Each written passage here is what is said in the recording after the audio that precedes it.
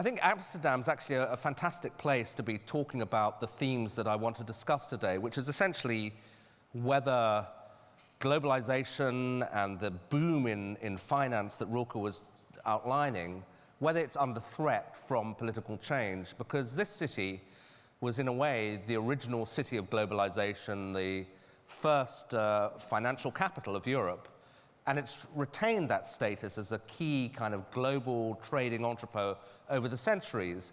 But it's also seen some down periods, some periods when everything crumbled, and generally that's been because of political change, war, or some other form of turbulence. Now, Amsterdam, reassuringly, has always come back, which is probably true also of capitalism as a whole. But it is a reminder, its history is a reminder, that you can have these very disruptive events that set everything back. And I think the big question overhanging your industry, but more broadly, the capitalist system, globalized system, is, are we re-entering one of those political periods where the stability that's required to make everything operate is actually under threat? Now, there are many different ways of looking at that, but there are two particular things I'd like to look at this morning, and then later on I'd be happy to take some questions. The first issue is the U.S. China trade tensions, because that is really the relationship between the two largest economies in the world. It's clearly very troubled, and if it unravels, largely I think for political reasons, then I think we're really in a whole new game. The second issue is the rise of what I call left populism. Rilke referred to the podcast I did recently about the Warren Sanders effect. But I think that we've already seen right populism, if you like, in the form of Donald Trump, in the form of the vote for Brexit. But there's a second variant, which I think may become increasingly influential over the course of the next year. And I think that together, that U.S.-China relationship and the sort of change in the nature of populism could be the two biggest concerns that you probably have to worry about over the course of the next year. And as I'll explain, they are in a way connected. But let's start with the U.S.-China relationship. All of us read the papers and we keep seeing announcement, they're about to settle this, there's about to be a trade deal. I think the last time was in the beginning of last month, it was October the 11th, there was meant to be an announcement. This, by my count, is the fourth time that it was about to be fixed. This trade war has now been going on for, I think, 17 months. If it's not fixed, another round of tariffs comes in December. Now, I think it's entirely possible that there will be an announcement at some point that the Chinese will agree to buy lots more agricultural products. The US will suspend tariffs. They may have to roll some back. But I'm not sure that that will tell you everything you need to know, because what my argument is, or belief is, that essentially what's happened is that the nature of the US-Chinese relationship has changed really quite fundamentally during the Trump years, and we're not going to go back to the deep engagement that's been the story really ever since Deng Xiaoping opened up the Chinese economy in the late 70s. Now, we can't go to complete decoupling either, but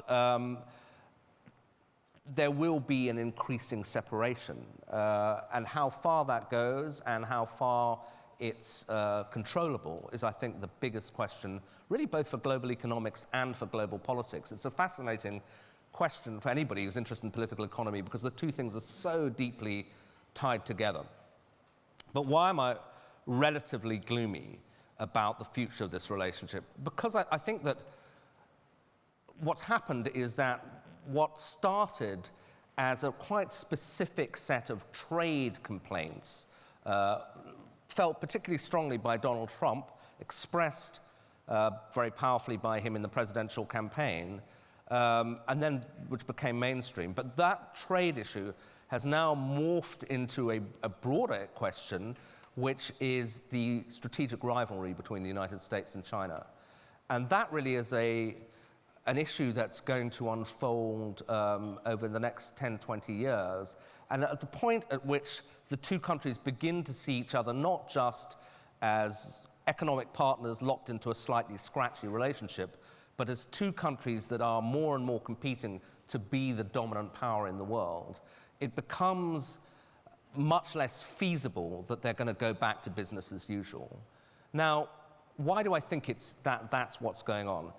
Well, it's not entirely straightforward, because I think if you look at the way the Americans are approaching the trade war, actually both ideas are present in their minds. The trade idea, that this is really just about fixing a trade deficit and a dysfunctional trade relationship, and the strategic rivalry idea. And they're probably both in Trump's conception of what he's doing. But I think that the strategic rivalry bit is going to be the one that's the long-term argument. However, when it started, and indeed even now, you can see those two themes in competition. The idea that it's purely a trade dispute, or very largely a trade dispute, pushes the Americans towards the idea that, okay, in the long run, we're looking for a deal. We're going to settle this. We're going to be very tough about it. We're going to hit them with tariffs, but in the end, we want them to give way on intellectual property, on buying this or that, state subsidies, the classic sort of trade agenda. The strategic rivalry thing, though, is now, if you read the American foreign policy journals or just talk to people involved in the framing of US foreign policy, is more and more, not just to the fore in their thinking, but strikingly bipartisan. And it's really quite a really important reversal in the way in which America has dealt with China. Because really, from the opening of China back in the late 70s to really, I'd say, the accession of Trump as president, the US had a bipartisan consensus, which was essentially that, look, if we trade freely, as George W. Bush put it, he said, trade freely with China and time is on our side. Now, what did he mean by that? I think it was framed by a sort of mentality which was strengthened by the fall of the Berlin Wall, which was celebrating the 30 years anniversary this month, which was essentially that if China was going to prosper, it couldn't remain a communist one-party state. That was the lesson that the West drew from the end of the Cold War, that kind of economy would fail. And therefore, that the more that China integrated with the West, the more it would have to also open up politically. The more it opened up politically, the less threatening it would become, and you would have this general convergence, a sort of political convergence driven by economic convergence. And therefore, the rise of China wouldn't be that threatening, and anyway, hadn't we learned during the Cold War that America was just so competitive, so much more creative than its rivals, it would always be ahead. But doubts about that formula have been growing over the last 30 years, and it really took the advent of Trump to articulate them. And in a way, Trump puts things incredibly crudely, but that's probably was one of the reasons he was one of the few people able to articulate this idea that, hang on, this is not working, we need to change course. Because this idea of engagement and of changing China through engagement was very much the bipartisan consensus. It's what every sort of respectable person in the West believed in. And so you needed a kind of semi-barbarian like Trump to come in and say, oh, well, I don't believe any of that. This is nonsense. It's all got to change. But what's striking is how quickly the American establishment followed that line of thought. So within a year of Trump coming to power, you have the leading Democrats who'd run China policy for Obama, writing articles saying, yeah, engage. They could never say Trump is right because America is so divided, but they came to a similar sort of conclusion. Engagement has failed, we need to be tough with China, and that argument is made on both the economic and the strategic front. Economically, it's not just that there's the trade deficit, there's also a kind of alarm in the United States that China's economic role is changing, that it's no longer just this workshop of the world where you assembled iPhones and made toys for Christmas. It's moving up the value chain, it's technologically highly advanced. And the Chinese may have made a mistake by publishing a document called Made in China 2025, which set out their ambitions to be the dominant force in the world's leading industries, from biotech to artificial intelligence. And as I say, 20 years ago, in the age of super American confidence and when China was still, a poor country, the Americans wouldn't have taken that very seriously. But now they take it very seriously. And so they are concerned that China's going to move into the commanding heights of the economy.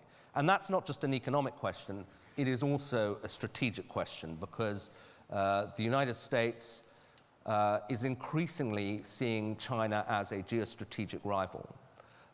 Now, that began to kick in earnest in the last few years of the Obama presidency. There were a lot of things happened, but the one I would particularly point to was China's decision to start essentially building military bases right across the South China Sea. And this is a challenge to America's power in the Pacific, which is very integral to America's view of itself in the world. You've got to remember that this is where the Second World War started, and I remember talking to a guy called Kurt Campbell, who was a Democrat. He was Obama's Asia secretary, and in most respects a kind of liberal internationalist. But when he talked about that challenge in the Pacific, he became quite emotional and said, my father fought in the Second World War, he was in the Navy, we are not going to cede those waters to China. It was really quite visceral. So the sense that China was claiming at least their section of the Pacific, allied to the fact that the Chinese naval building program is extraordinarily rapid, has spooked the Americans. In fact, by some counts, the Chinese Navy now has more ships than the U.S. Navy. It's not as sophisticated. America has more aircraft carriers, although actually aircraft carriers are now increasingly vulnerable to missiles that the Chinese are building. But the Chinese Navy is growing very, very fast, and China's rhetoric has become more aggressive. So increasingly, the United States is seeing China as a strategic as well as an economic rival. And that's the background in which Trump launches this trade war. And that is why I think that even if you get an announcement in the next month or so, it's kind of settled, we're going to build down, that may affect the outlook for the next 6 to 12 months. But over the long run, I think these are two countries that are increasingly, to use the term, decoupling. The question, however, there are many questions about it, but one of the ones that's sort of unresolved in my mind, but I think we really will get a better sense of over the next couple of years, is just how practical is this? How are these economies now so integrated that an attempt to decouple will actually cause such economic disruption that they'll have to rethink it? Or are we seeing a real reshaping of the global economy, which will see China and America obviously still trading a lot, but increasingly operating in different worlds, not as the historian Neil Ferguson at the height of the integration referred to them as Chimerica, because they were so integrated. They're going to go back to being China and America. And I think one issue to look at, the key issue really is technology. Because this is obviously crucial to the future of the global economy. Every industry is becoming a tech industry. It's not just a little niche, but it's also crucial to national security. And the question of Huawei and the Huawei phone company has become absolutely the flashpoint of this for a number of reasons. Firstly, Huawei is, for the Chinese, probably their first big global brand, their first highly competitive multinational, but it's been targeted by America, in particular with the arrest of the chief financial officer, the daughter of the founder of the company, Meng Wanzhou, who's now in detention in Canada, awaiting extradition to the United States.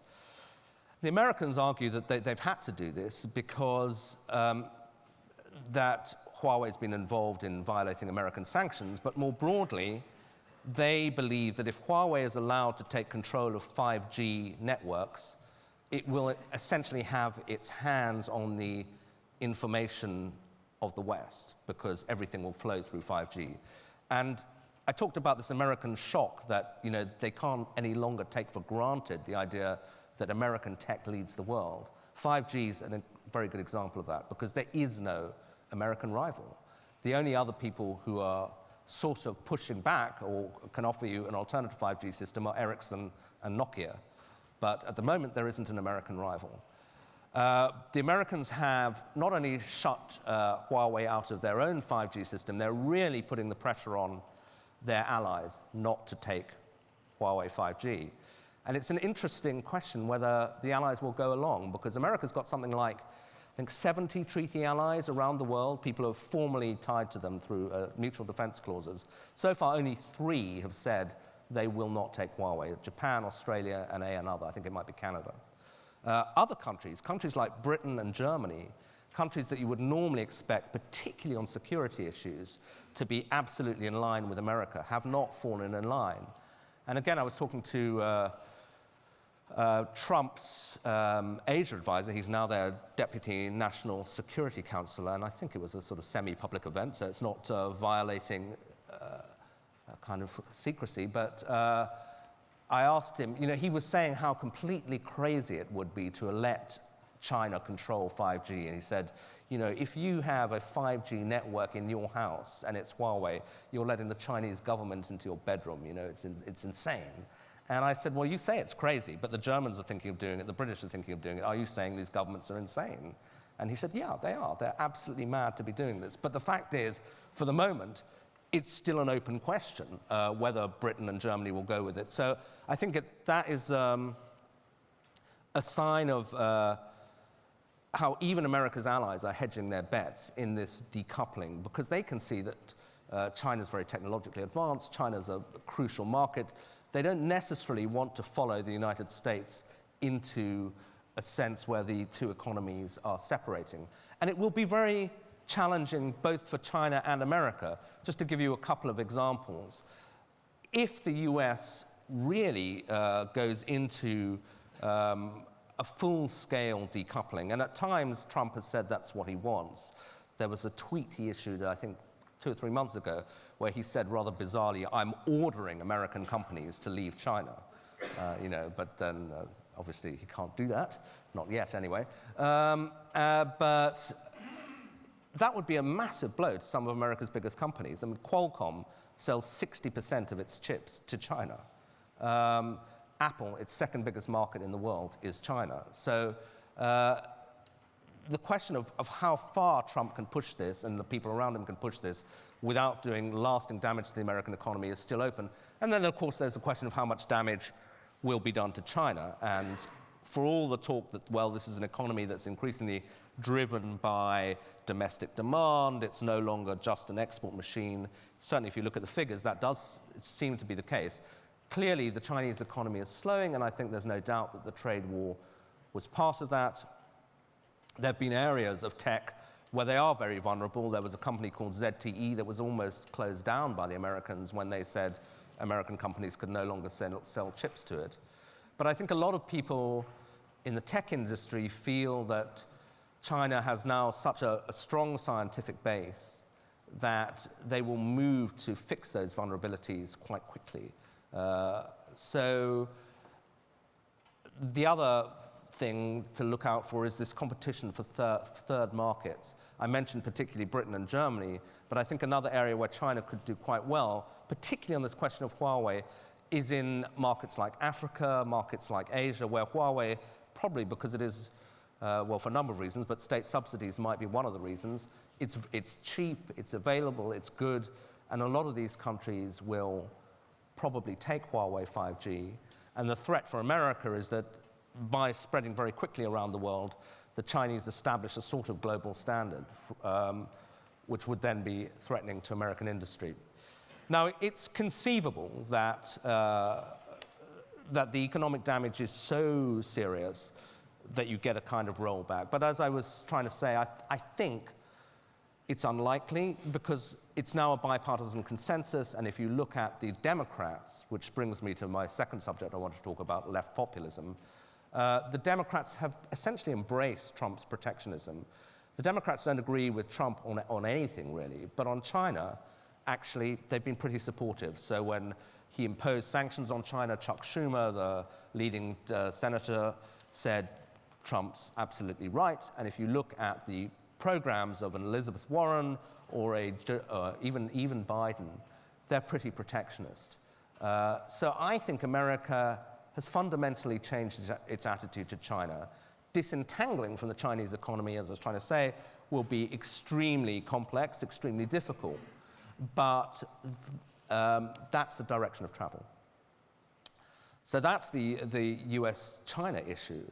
But I think one of the striking things about the U.S. presidential election debate at the moment is that how, unlike in the Cold War, foreign policy is really not that important. It's not playing a big role. If you look at what the Democrats are campaigning about, it's all domestic stuff. It's health care, it's taxation, it's inequality, and so on.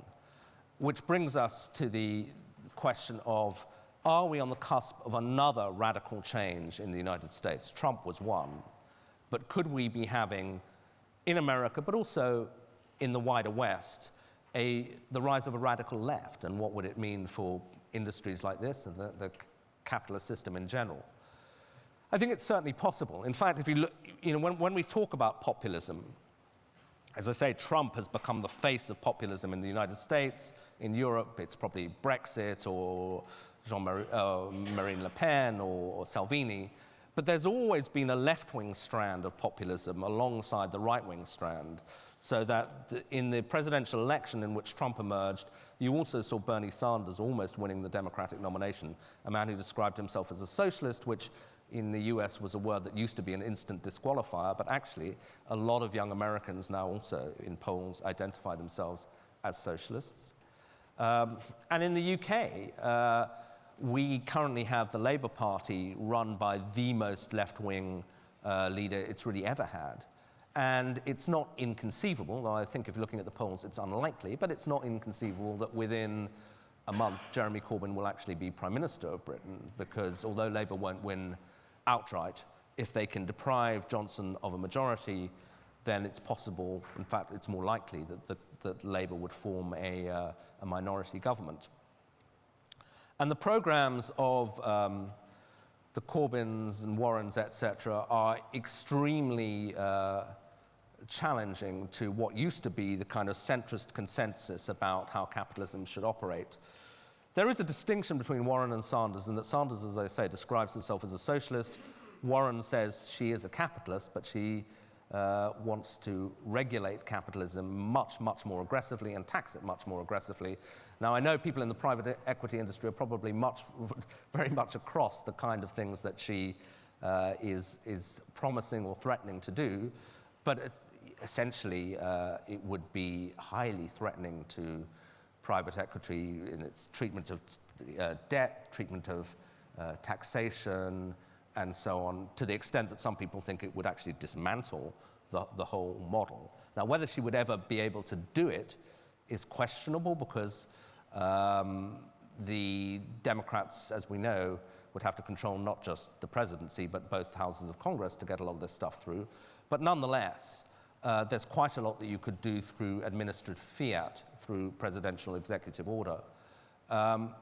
Question is, backing up a bit, is this likely? I mean, is she even going to win? Well, just before coming up, I just quickly check the odds. And at the moment, Elizabeth Warren is the favorite to win the Democratic nomination. And if you look at the odds for the presidency, Trump is narrowly favored over Warren. But of course, Trump is about to be impeached. The economy could go south over the course of the next year. So it's highly possible that Warren will both get the nomination and then win.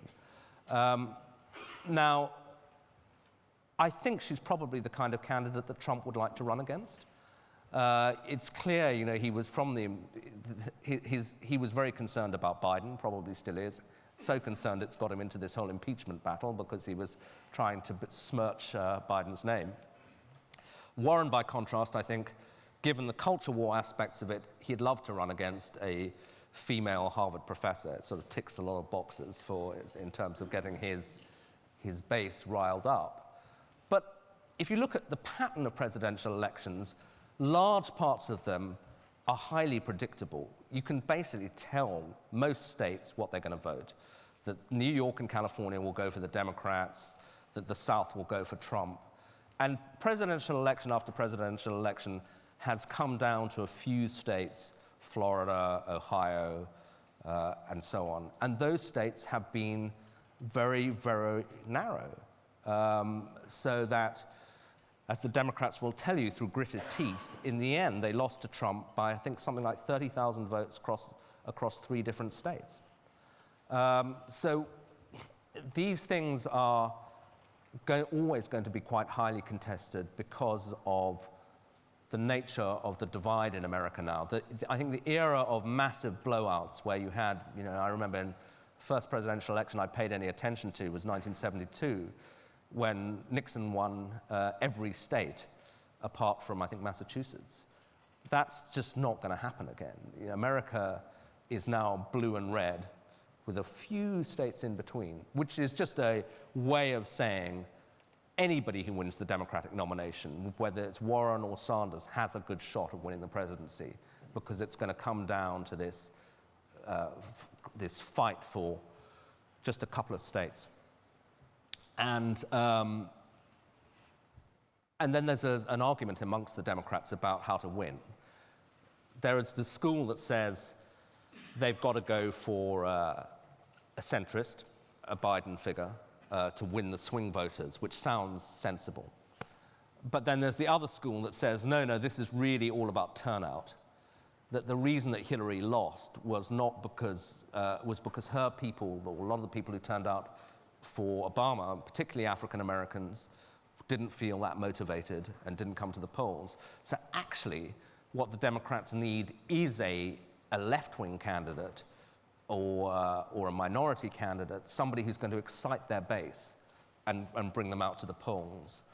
I don't know quite, time will tell which of those arguments is more correct, but I think what I think it means is that there's no certainty at all that the Democrats will say, well, we really better tack to the center and have a Bloomberg figure. I think if Bloomberg enters the race, I find it very hard to believe that actually he'll win the nomination, let alone the presidency. So I think that we probably are going to get a left-wing candidate running for the Democrats, and of course that has a global effect. It shifts the entire global political debate, just as Trump's accession to the presidency shifted the whole global political debate. So let me just finish before taking some questions by talking about what left populism might mean elsewhere. I mentioned Jeremy Corbyn. I don't think he's going to win, but I think it's again, if you look at the odds, it's just probably the wisdom of crowds as opposed to my wisdom. People think at the moment it's like 1 in 3 that Corbyn will become Prime Minister, which would be remarkable given the things he advocates as wealth taxes, massive nationalization, huge increases in public spending, and that's just the economic side. On the foreign policy side, it would be an astonishing reversal for the United Kingdom, because he's basically opposed to NATO, the Western Alliance, quite pro-Russian. So yeah, it would be big news. But I think more generally, in Europe, I still have the sense that right populism, the kind of thing epitomized by the Marine Le Pens and Salvini's, is more powerful than left populism. Say in France, Mélenchon or whatever. But there are points where the two ideas meet. And that is protectionism, which I think is less powerful for the moment in Europe, but is certainly coming in. I think industrial policy is very much an idea that's re-entering the mainstream. You can see it with the European Commission, and that is a way of bringing the state back into a more powerful role into the economy. But the other thing I think that's happening is kind of an abandonment of fiscal discipline right across the Western world. After the financial crisis, Britain went through a long period of austerity. The Conservatives have essentially said in this election that they're going to almost abandon that. And in that, they're following the model of Donald Trump. You'll remember that when Obama was president, the U.S., the Republicans spoke a lot about the debt and the deficit and how it was going to destroy the future of America. Well, of course, as soon as Trump came in, that idea was put to one side. The deficit has increased very rapidly under Trump. And I think that is the model that the UK is going to follow, more or less, whoever becomes the next government, because the Conservative government is also committed to very high spending. The question is whether other countries will have the leeway that the United States has. The United States has the privilege of having the global reserve currency. It's the place where everybody still regards essentially as a safe haven. Can the UK or other European countries begin to abandon fiscal discipline without paying a price in the markets? Because again, it's not just a British and American issue. One of the things that happened as a consequence of the Gilets jaunes in France is that Macron had to try to buy them off with a big spending splurge. France is going to bust the 3% budget deficit limits again, potentially setting up a clash with the Germans. I was in Berlin last week, and one of the things that you'll constantly be reminded is that France hasn't balanced its budget since the mid-1970s. So there is a continuing argument about debt levels in Europe, which I think will revive as people essentially abandon austerity and test the limits of how far they can go with public spending. But I think that's just a subset of really the broader issue that we're facing, which is that the globalized world and the world in which high finance played a crucial role was dependent on a set of political circumstances which came into place really fully after the end of the Berlin Wall. And associated with that was a sort of political consensus, which was epitomized really by Blair and Clinton in particular, because these were guys from the center-left who still embraced globalization and a lot of the reforms that Reagan and Thatcher had put into place. That consensus was, I think, essentially fundamentally undermined by the financial crisis. It took a while to kick in, but then you had Trump and protectionism, Brexit, and I don't think the process has ended or unfolded. I think there are further things that are likely to happen that will be very challenging for finance, because they're going to begin to get to things that are pretty fundamental to your model, which in particularly open markets, a globalized world trading system, and a system that accepts that some people are going to make a lot of money, but that's okay because it's part of a functioning capitalist system. Increasingly, that's under challenge from the left, and I think it may seep into the language of the populist right. And because populists of all sorts are on the rise still, I think it's going to be a challenging period for global finance. But I'll stop there. I'm happy to take questions on any of that or indeed anything else that's on people's minds. Thank you very much.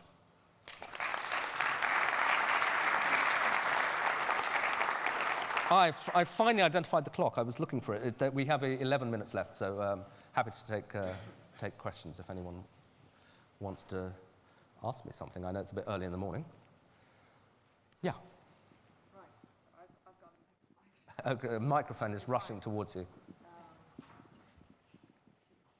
Yeah, just to so that other people can already think about their questions. So I've got one for you. Could you explain to me how the scenario would work out if Jeremy Corbyn is going to win? How is that going to pan out in the coming weeks and months? Well, what would happen is, I mean, I think it's extremely unlikely, almost discountable, that he will win an overall majority. But if he can deprive Johnson of an overall majority, then he will probably end up as Prime Minister. And that's because Britain used to be like a two-party system, a bit like the States, but it's increasingly fractured. So now that there are probably 4 or 5 parties which will end up with significant numbers of seats. The Labour and Conservative parties will be by far the biggest bulk, but the Liberal Democrats will get some. The Scottish Nationalists will get a lot, because although they only get about 3% of the total vote, it's very concentrated, and in a constituency system, that can translate into something like 40, even 50 MPs. And then there's the Ulster parties, they have some, the Northern Irish parties have some seats, the Welsh Nationalists will get 1 or 2, the Greens will probably get 1, possibly 2. So it's possible that although Johnson will end up with the most seats, he won't get an overall majority. And again, it's really, really hard to predict, because although his lead in the opinion polls looks very impressive, it's like 14 points at the moment, the voting patterns are so regional that it doesn't necessarily tell you what's going to happen. He may pile up a lot of votes in some areas, but lose the whole of Scotland and lose a lot of seats to the Liberal Democrats in the south, and so not have a majority. Then why would the other parties support Corbyn, given that he's this sort of crazy radical? Brexit is the answer. The Liberal Democrats and the Scottish Nationalists are preoccupied with trying to stop Brexit. If Johnson wins, Brexit happens, essentially. The bill has passed Parliament, he would have a majority to get it through, and Britain would be out of the EU on January the 31st or before. They would then have to negotiate a trade deal, which would take many years, but that's another story. However, if Corbyn deprives him of a majority, a lot of people who would normally think there's absolutely no way I'm having anything to do with Jeremy Corbyn would say, you know what, maybe we'll support him just long enough to get a second referendum on Brexit. And so he would be a minority government. The Liberal Democrats have said they won't formally join his government, because I think that they know a lot of their voters are middle class and would be kind of horrified if their party joined with this far-left party.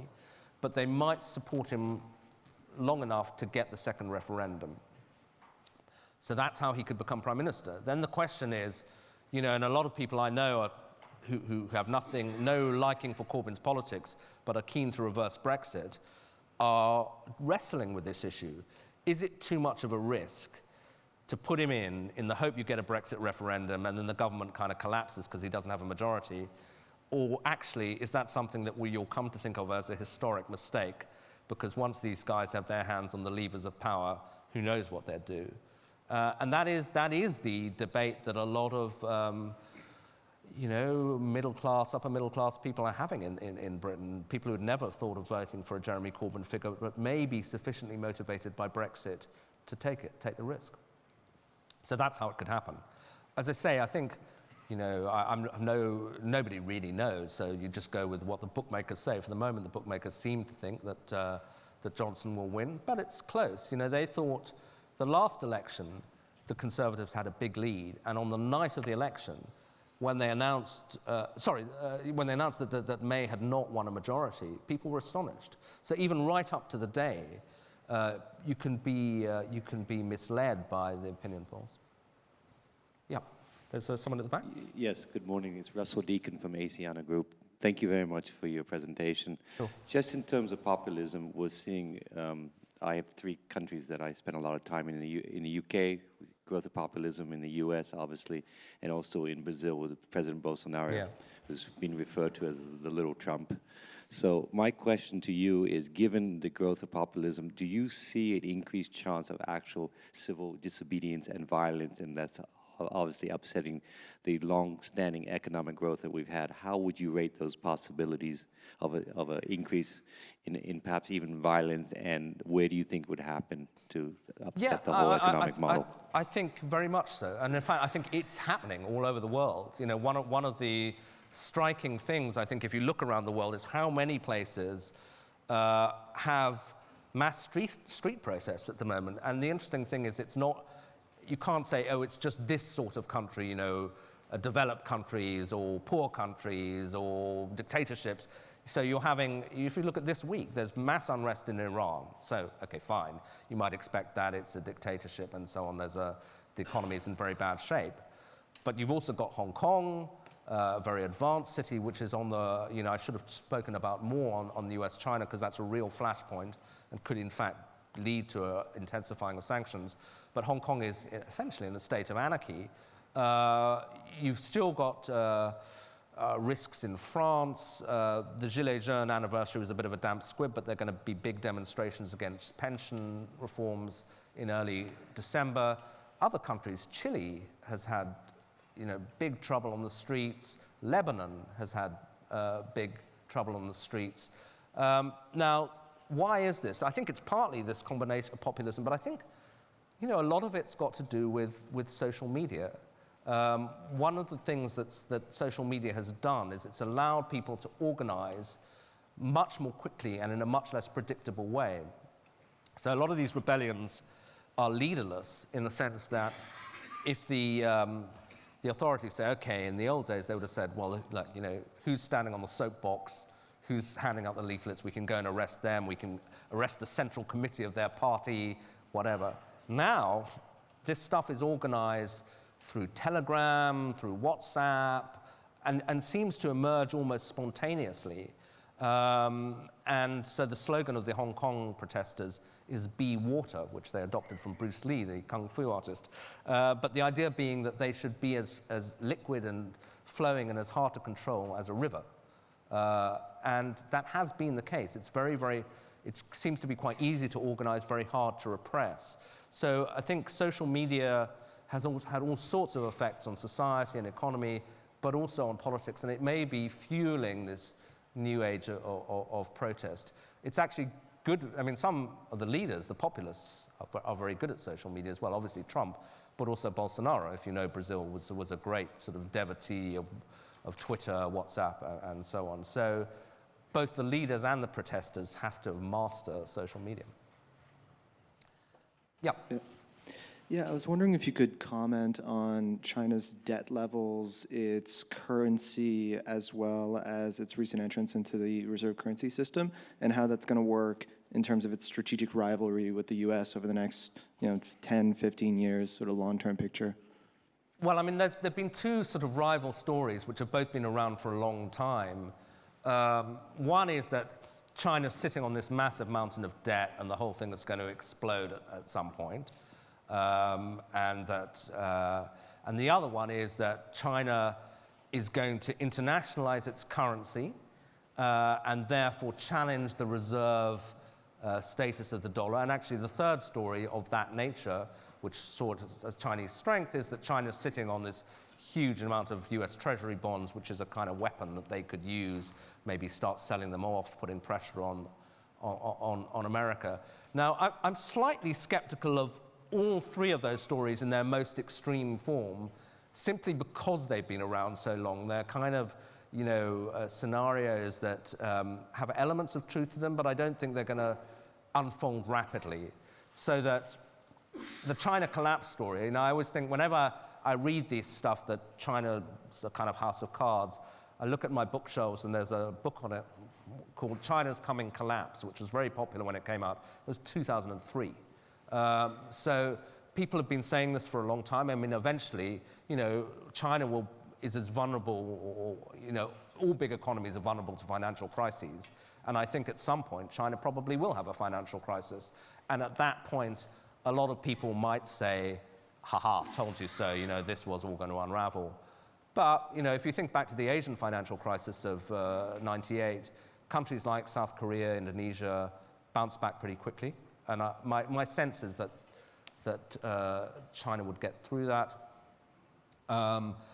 The weaponization of China's treasury holdings, again, for complex reasons, we don't have that much time, but it seems to me unlikely that, they may try it if things get really bad, but of course the problem is they begin to destroy the value of their own savings and their own holdings. So I think there'll be trouble in the U.S.-Chinese relationship, as I said, but I'm not sure that those are the areas I'd look for. Okay, I think we're done. So thank you very much indeed.